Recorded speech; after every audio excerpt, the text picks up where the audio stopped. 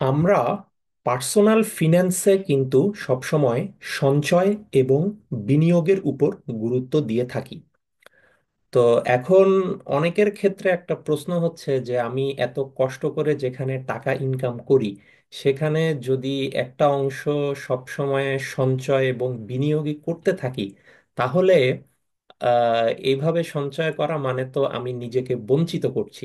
অর্থাৎ যেই টাকাটা আমি হয়তো ভোগবিলাসে ব্যয় করতে পারতাম সেটা না করে আমাকে বাধ্য হতে হচ্ছে ওই টাকাটা সঞ্চয় করতে। তো তার মানে হচ্ছে সঞ্চয়ের মাধ্যমে কিন্তু আমি বঞ্চিত হচ্ছি, নিজেই নিজেকে বঞ্চিত করছি। তো এখন বিষয়টা হচ্ছে যে সঞ্চয় মানেই কি নিজেকে বঞ্চিত করা? এটাই হচ্ছে আমাদের আজকের ভিডিওর প্রশ্ন, যেটার উত্তর আমরা আজকের ভিডিওতেই খুঁজে পাবো। তো এখন সঞ্চয় মানে কিন্তু কখনোই নিজেকে বঞ্চিত করা নয়, বরং সঞ্চয় মানে হচ্ছে যে আপনার বর্তমান যে সামর্থ্য সেই সামর্থ্যের একটা অংশ আপনি ব্যয় করছেন আপনার ডে টু ডে নেসেসিটি বা আপনার নিড ওয়ান্ট বা ভোগবিলাসের জন্য। আরেকটা অংশ আপনি সংরক্ষিত রাখছেন ভবিষ্যতের জন্য। অর্থাৎ আপনি যদি 100 টাকা ইনকাম করেন, অবশ্যই আপনি 80 টাকা খরচ করবেন আপনার নিড মিটানোর জন্য, আপনার ওয়ান্ট মিটানোর জন্য, আপনার ভোগবিলাসের জন্য, আপনার এনজয়মেন্টের জন্য। কিন্তু ওই 20 টাকাটা আপনি সঞ্চয় করছেন। তা এখন প্রশ্ন হচ্ছে, এই 20 টাকা সঞ্চয় মানে কি? আপনি কি ওই 20 টাকা থেকে নিজেকে বঞ্চিত করছেন? কারণ ওই 20 টাকা খরচ করে তো আপনি আরো অনেক বিলাসিতা করতে পারেন, আরো অনেক এন্টারটেইনমেন্ট করতে পারতেন। কিন্তু প্রশ্ন হচ্ছে যে এটা না, এটা কখনোই ওই 20 টাকা সঞ্চয় করে আপনি নিজেকে বঞ্চিত করছেন না, বরং এই 20 টাকাটা আপনি আপনার ভবিষ্যতের আর্থিক সুরক্ষার জন্য সংরক্ষিত রাখছেন।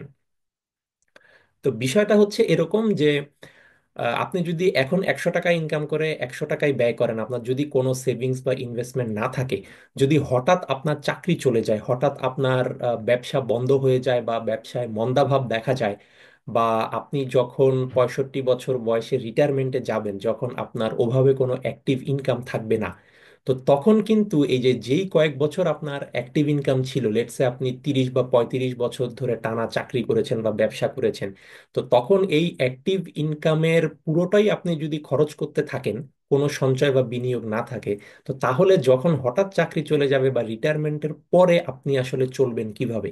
তখন তো আপনাকে আপনার সন্তান সন্ততি অথবা আপনার ভাই বোনের বা অন্য কারো আত্মীয় স্বজনের উপর নির্ভরশীল হয়ে থাকতে হবে বা ঋণ করে চলতে হবে, যে ঋণ পে ব্যাক করার সামর্থ্য হয়তো তখন থাকবে না।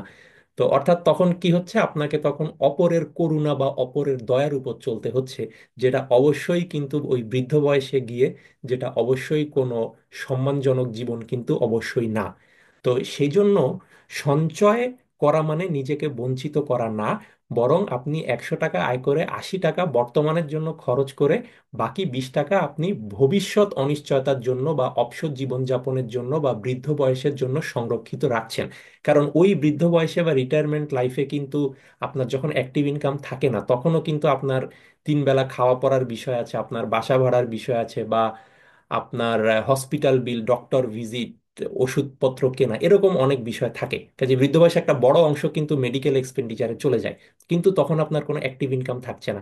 তাহলে এই যে তরুণ বয়সে বা মধ্য বয়সে আপনি 20% করে করে সেভিং অ্যান্ড ইনভেস্ট করছেন, এই 20% সেভিংস অ্যান্ড ইনভেস্টমেন্ট কিন্তু এই 10 বছর, 20 বছর, 30 বছর পরে আপনার জমতে জমতে কম্পাউন্ড গ্রোথের মাধ্যমে অ্যাকুমুলেট হতে হতে দেখবেন যে আপনি 65 বছর বয়সে যখন রিটায়ারমেন্টে যাচ্ছেন তখন একটা বড় অ্যামাউন্ট হয়ে যাচ্ছে, যেটা আপনি আবার রিইনভেস্ট করে অথবা অন্য কোনোভাবে আপনি ওই বৃদ্ধ বয়সেও বেশ আর্থিকভাবে একটা সচ্ছল জীবনযাপন করতে পারবেন, যেটা আপনার তরুণ বয়সে বা মধ্য বয়সে যে অ্যাক্টিভ ইনকাম ছিল সেই লাইফস্টাইলের চেয়ে কিন্তু কোনো অংশেই কম হবে না।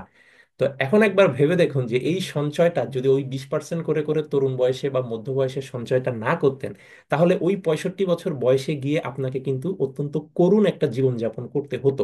আপনাকে অপরের দয়া বা অপরের করুণার উপর নির্ভর করে চলতে হতো, একটা ধুকে ধুকে জীবনযাপন করতে হতো, যেটা অবশ্যই কোনো ডিগনিফাইড লাইফ না, যেটা কোনো সম্মানজনক জীবন না।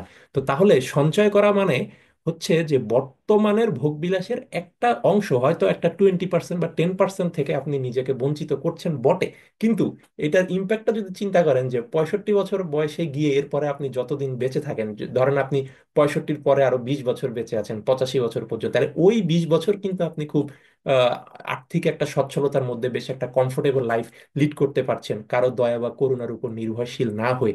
তো তার মানে সঞ্চয় করা মানে কিন্তু আপনি নিজেকে বঞ্চিত করছেন না, বরং নিজের বর্তমানের 20%কে আপনি বঞ্চিত করছেন, যাতে ভবিষ্যৎ জীবনের ওই অবসর জীবন বা চাকরি যখন থাকবে না, ওই অনিশ্চয়তার জীবনগুলোকে আপনি সুরক্ষিত রাখছেন। কাজে এটা বঞ্চিত না, বর্তমানকে আপনি হয়তো একটা পার্সেন্টেজ বঞ্চিত করছেন, কিন্তু এটার এগেনস্টে কিন্তু ভবিষ্যতের একটা লম্বা সময়ের জন্য আপনি নিজেই নিজেকে রিটার্ন দিচ্ছেন।